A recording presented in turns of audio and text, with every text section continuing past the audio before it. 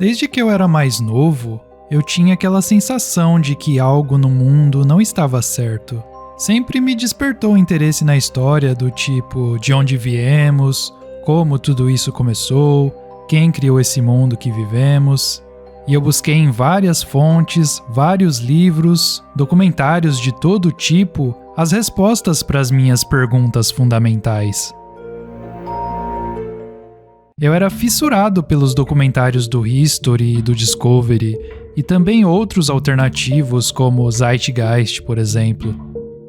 Era incrível ver aqueles DVDs do Rubens, a série Prepare-se, que ele fazia nos anos 2000, baseado no Alex Jones dos Estados Unidos. Você recebe essa informação desse lado. Você tem a sua própria opinião sobre isso, que é formulada no seu intelecto, na sua mente.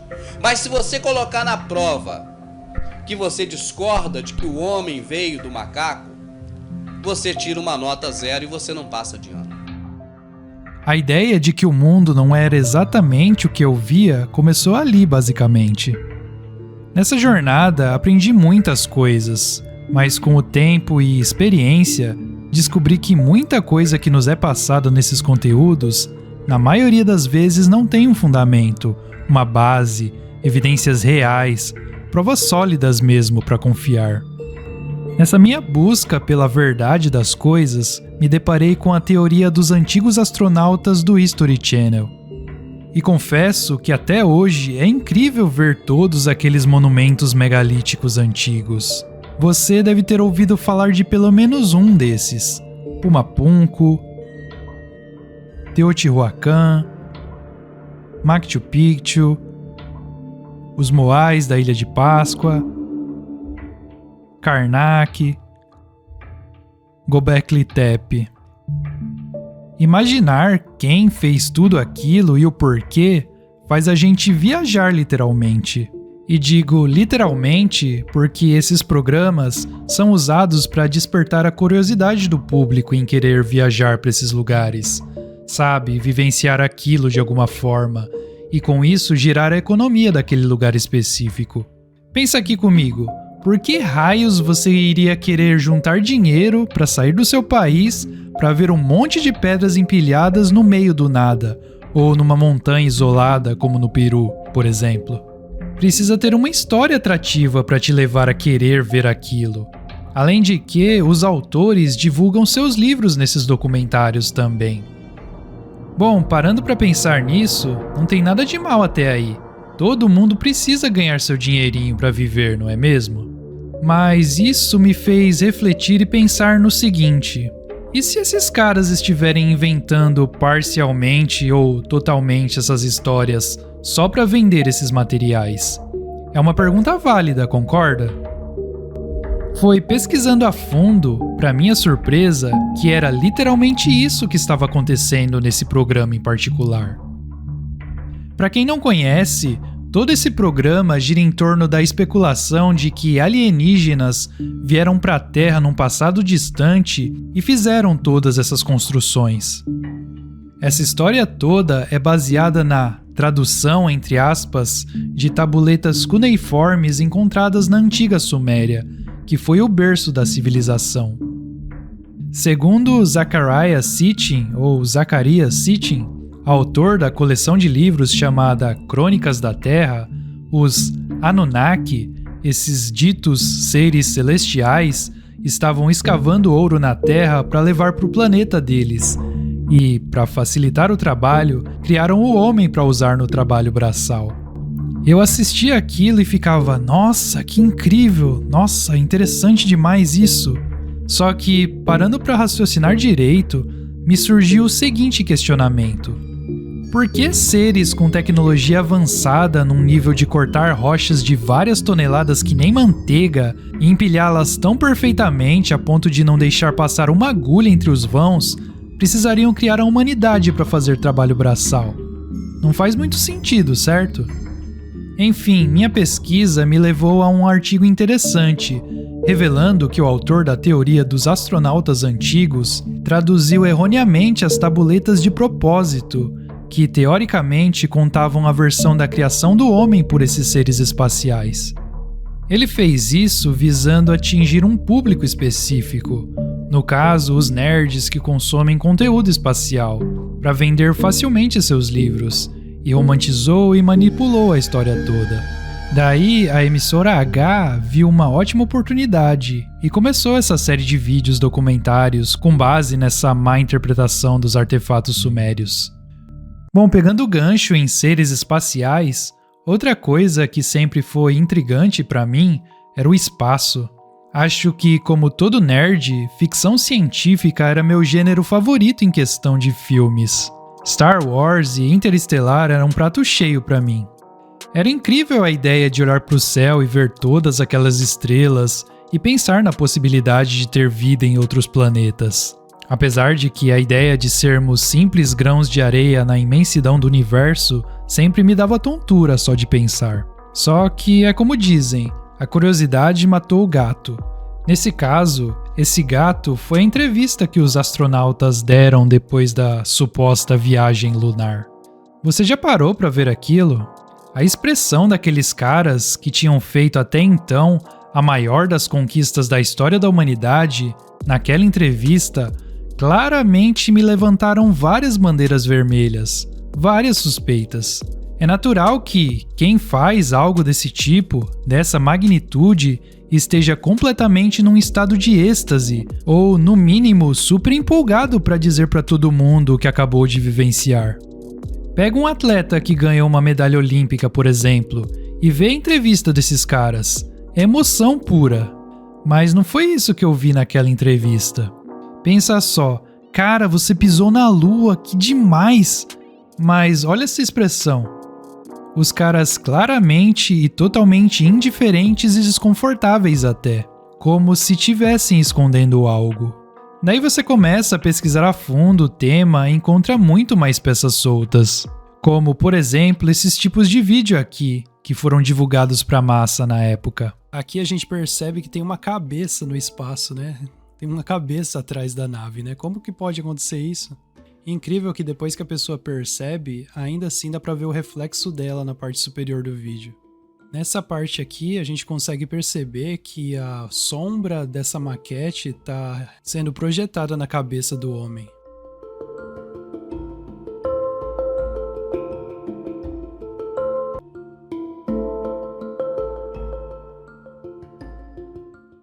Supostamente, no vácuo do espaço não era pra ter bolha de água.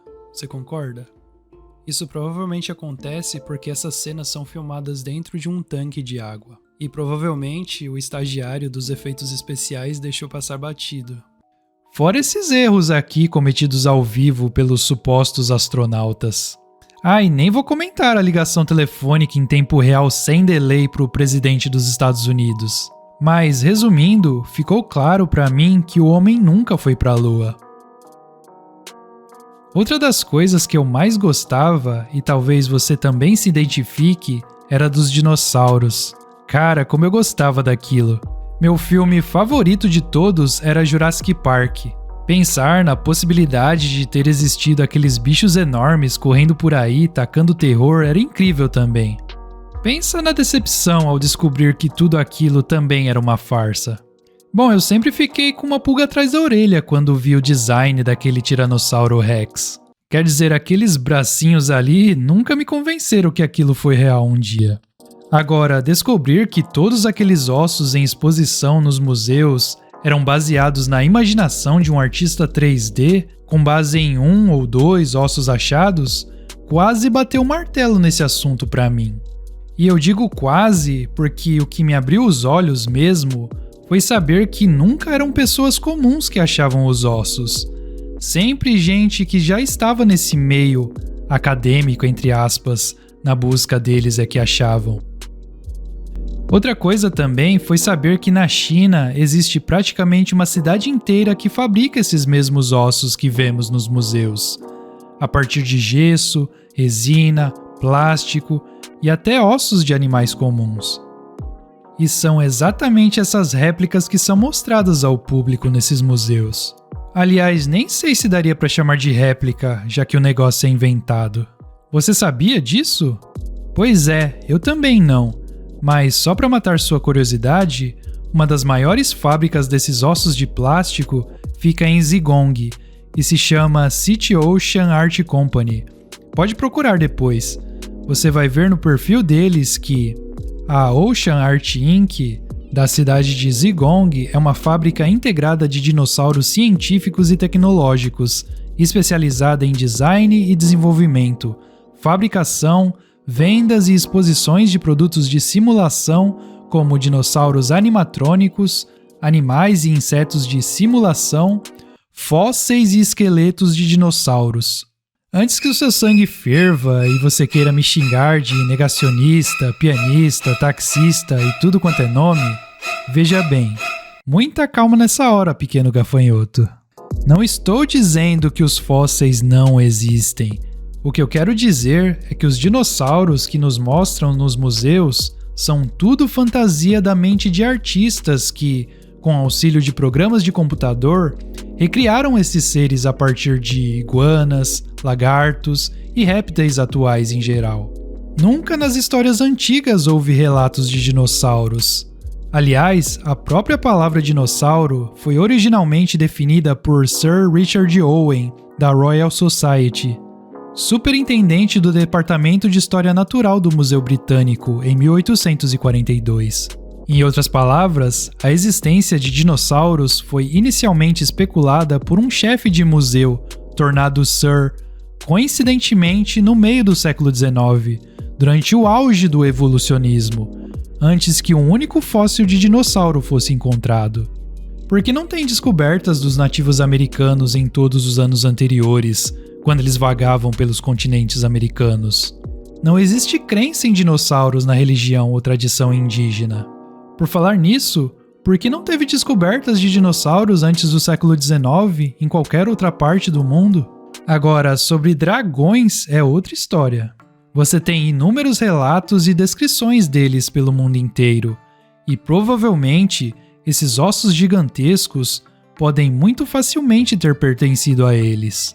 Só que aqui vem a diferença que ninguém te fala. Existem relatos de dragões na Idade Média, tendo eles existido muito mais recentemente do que os ditos dinossauros. E isso vai totalmente contra o que nos ensinam sobre a cronologia do tempo. E se você parar para pensar, faz muito mais sentido esses ossos durarem algumas centenas de anos do que milhões de anos sem se decompor. Daí, olha só, se você tem os dinossauros, quer dizer, dragões super recentes na história, toda aquela teoria de pré-história fica meio sem sentido, concorda? Toda a teoria de evolução das espécies também vai pelo ralo abaixo. Até porque você usar o tempo como solução para tudo fica fácil, né? Só botar uns milhões de anos aí que ninguém vai achar ruim. Afinal, não tem como tirar a prova real, não é mesmo? A gente não vive em milhões de anos. Mas espera que tem mais. Já te ensinaram como eles calculam todos esses milhares de anos? Existem algumas técnicas para isso, os chamados métodos de datação. A principal dessas técnicas é a datação por radiocarbono. Como que ela funciona de forma bem resumida?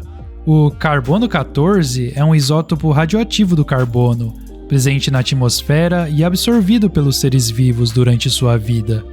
Quando um organismo morre, ele para de absorver carbono 14, e esse C14 que está no corpo começa a decair em nitrogênio 14, de forma constante e previsível, num processo chamado de decaimento radioativo.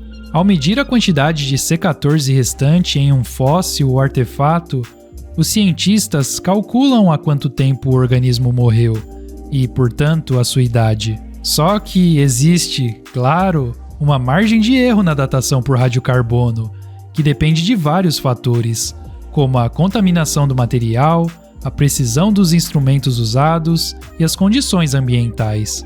Só que vai vendo, olha só isso. Em geral, essa margem pode variar de algumas décadas até alguns séculos, especialmente em amostras mais antigas ou mal conservadas. Cara, alguns séculos é muita coisa. Pensa só você descobrir um objeto e a datação dada para ele ter séculos de erro para mais ou para menos. Quer dizer, se num ambiente controlado como um laboratório existe tal margem de erro, agora eu entendo o Datafolha nunca acertar as pesquisas de intenção de voto na eleição. Mas, piadas à parte, nem o método mais preciso é realmente certo. Só que, obviamente, ninguém vai te explicar isso, e você vai confiar totalmente e cegamente nos caras de jaleco que tal coisa é verdade absoluta, porque se o cientista falou, tá falado. Quem é você para dizer o contrário? Você estudou por acaso? São esses tipos de argumentos que vão usar para tentar te descreditar por algo, usando esse argumento da autoridade. Afinal de contas, ninguém mais tem a capacidade de juntar informações e raciocinar logicamente no mundo de hoje, não é mesmo? Pois é, esse sistema de educação tá aí para isso mesmo. Você aprende muito bem a replicar as coisas, memorizar as coisas e repetir numa prova. Mas o bom de ter isso de coletar e avaliar as informações é que foi numa dessas pesquisas que eu descobri um cientista que também achou pontas soltas na história. Só que, para ele, foi bem por acaso. Ele estava trabalhando num problema da mecânica celeste, muito importante para encontrar os parâmetros da rotação da Lua ao redor da Terra, quando se deparou com um artigo científico interessante que tratava exatamente dessa pesquisa. Esse artigo era do Robert Russell Newton, um astrofísico e matemático americano, chefe do Centro de Computação da NASA, onde, no artigo, ele relatava que no intervalo de cerca de 800 a.C. a 1000 d.C., o movimento da Lua mudou dramaticamente. Durante esse tempo, a Lua supostamente começou a se mover mais rápido e depois voltou para a velocidade normal. Mas como teria acontecido uma coisa dessas? Durante todo o tempo em que era observada até os dias atuais, a Lua sempre funcionou como um relógio e nunca mudou seu ritmo. De acordo com as leis da física, a velocidade de rotação da Lua não poderia ter mudado tão abruptamente nesse curto período de tempo. Bom, a desculpa do astrofísico americano foi que a culpa era da ação de alguma força inexplicável. Aí fica fácil, né? Deve ter sido magia, lógico. O fato é que o Robert Newton não conseguia explicar. Esse problema em particular interessou o nosso cientista com a pulga atrás da orelha, o matemático russo Anatoly Fomenko, que decidiu dar uma olhada nisso mais de perto. Aparentemente, os cálculos do americano estavam certos, até porque ele se baseou em textos de crônicas antigas, onde 370 eclipses estavam listados. Mas foi nessa conclusão de aceleração e desaceleração da Lua é que tinha algo errado. Bom, Fomenko encontrou uma solução. Se os cálculos foram baseados nas datas de eclipses solares e lunares, tiradas das crônicas dos antigos, o certo era investigar primeiro essas crônicas. Na faculdade, o Fomenko ouviu falar de um cientista russo chamado Nikolai Morozov, que tinha a opinião de que os antigos eclipses foram datados incorretamente e deveriam ser redatados. Fomenko viu as novas datas propostas pelo Morozov para os eclipses, incluindo os da Antiguidade, do início e do final da Idade Média. Daí o que ele fez? Pegou o algoritmo do americano Robert Newton e manteve tudo, menos as datas dos eclipses. Inseriu as novas datas propostas pelo Morozov nesse algoritmo e repetiu os cálculos do americano. Quando ele jogou tudo isso num gráfico, o efeito estranho que tinha antes na Lua desapareceu. Os saltos no tempo desapareceram e não tinha mais a necessidade de inventar nenhuma força misteriosa para a Lua. Fomenko então pensou, cara, se esse intervalo aqui tá todo cagado, o que acontece se eu investigar outras épocas da história? E foi exatamente isso que ele fez e achou várias outras cagadas na cronologia do tempo. Só citando um exemplo, o ano em que Cristo nasceu não foi no ano 1 da Era Comum. De acordo com as pesquisas nos textos e os cálculos do Fomenko, esse fato aconteceu na Era Medieval. Por isso você tem essa série de retratos medievais replicando os acontecimentos da vida de Cristo, porque aconteceu tudo naquela época. Alguns dos livros da Bíblia também foram escritos na mesma época. As próprias cruzadas foram uma retaliação dos seguidores de Cristo logo após a sua morte, e não aconteceram 1000 anos depois. E o que eu mais gosto do Fomenko é que todas as pesquisas dele têm referências bibliográficas de onde aquele argumento saiu. E aí, se você tiver um pouquinho de paciência, você consegue ir atrás dos livros e ver realmente os dados citados. Isso dá muita credibilidade, pois ele utiliza o método científico verdadeiro de pesquisa. Mas voltando para minha pesquisa em questão, eu acredito que toda essa confusão na história aconteceu logo depois de várias calamidades que assolaram o mundo nos 1300. A gente só aprende sobre a peste negra, mas antes dela, houveram vários desastres naturais na Terra, que estão inclusive relatados em livros antigos. Teve chuvas fora do comum, enchentes, montanhas desabando, secas, erupções, tudo isso acontecendo num curto período de tempo. Depois desse reset mundial da natureza, com certeza os poderosos da época sobreviveram. Quem tem recursos sempre vai sair na frente dos outros, disso não há dúvidas. Esses poderosos se aliaram e decidiram reescrever a história deles da maneira deles. Afinal de contas, quem é dono das impressoras, das gráficas, dos escribas, por assim dizer, escreve a história como bem entender. Foi aí que a bagunça começou, e o Scaliger, o responsável pela cronologia do tempo que conhecemos hoje, foi juntando acontecimentos do passado na cronologia do tempo e misturando reinados, para favorecer e justificar famílias inteiras terem o direito de estar no poder, duplicando histórias com nomes modificados, entre vários outros absurdos. Todos esses detalhes que eu te contei aqui de forma bem resumida nos levam diretamente para o estudo que eu estou hoje, o estudo Tempo Fantasma. Esse estudo no formato de documentário em vídeo está bem detalhado, mostrando alguns desses erros na história, e você vai poder aprender com detalhes toda a metodologia que o Fomenko usou para descobrir tudo isso.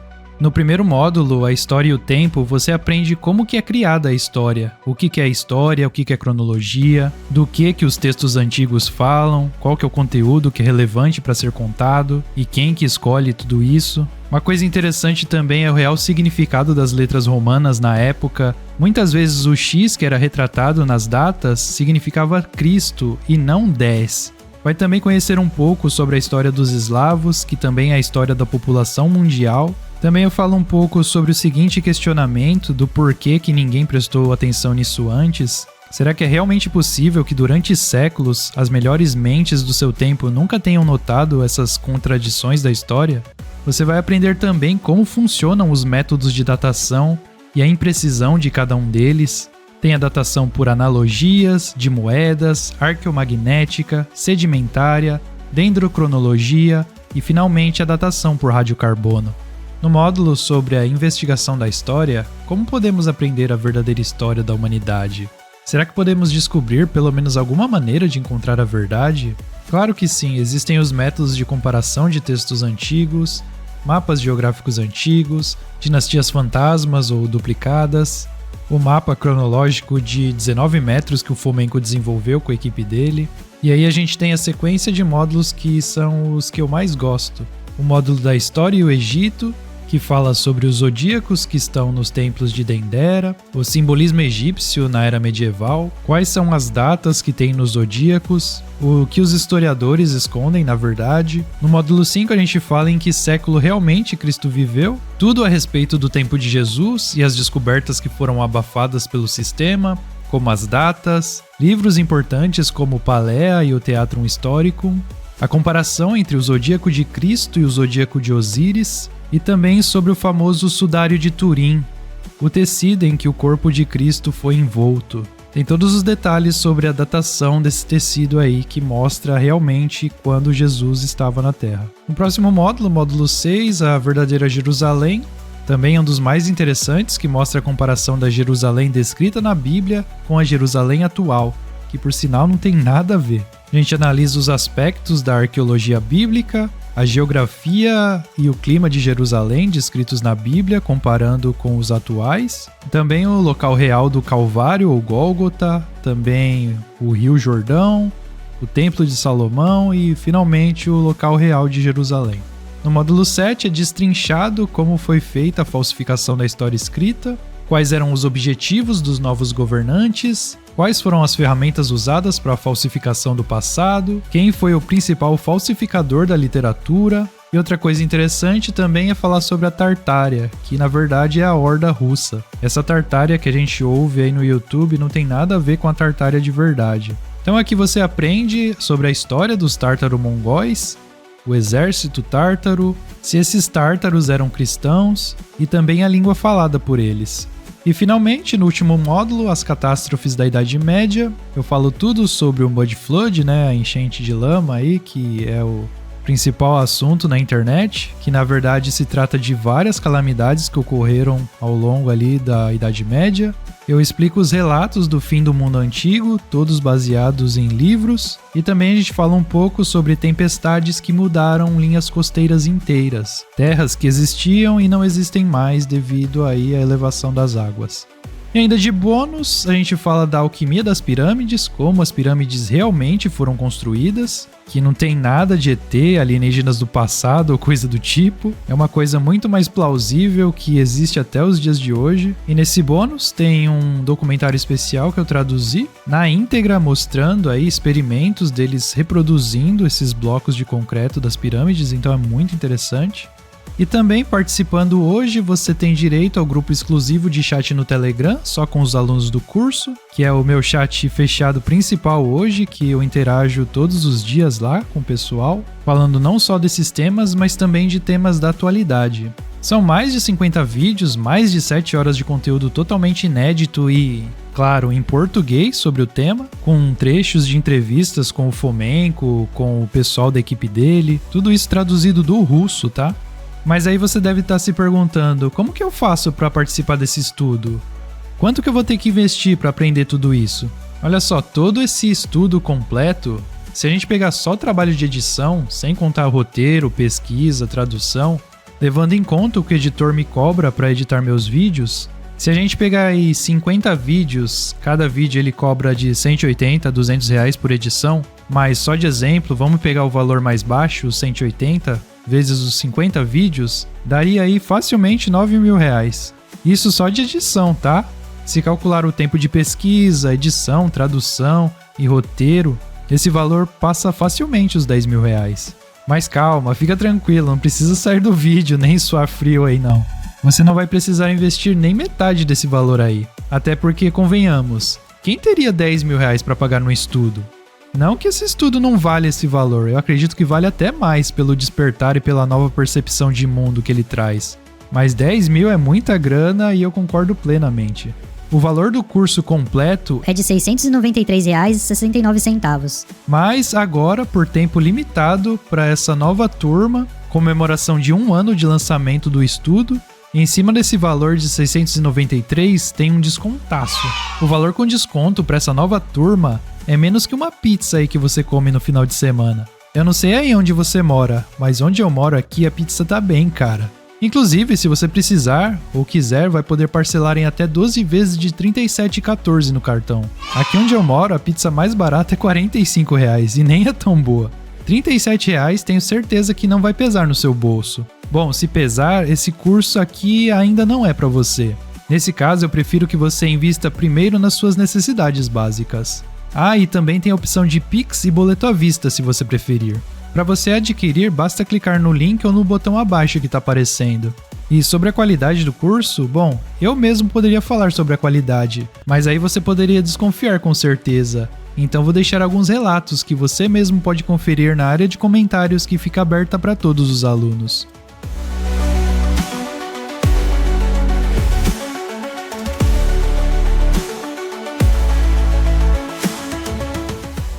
Lembrando que você tem uma garantia total de 7 dias. Se você não gostar do conteúdo, basta entrar em contato no e-mail que o seu dinheiro é devolvido na hora. Bom, se você ficou interessado, só digo uma coisa. Uma mente, quando expande por uma ideia, nunca mais volta a ser o que era.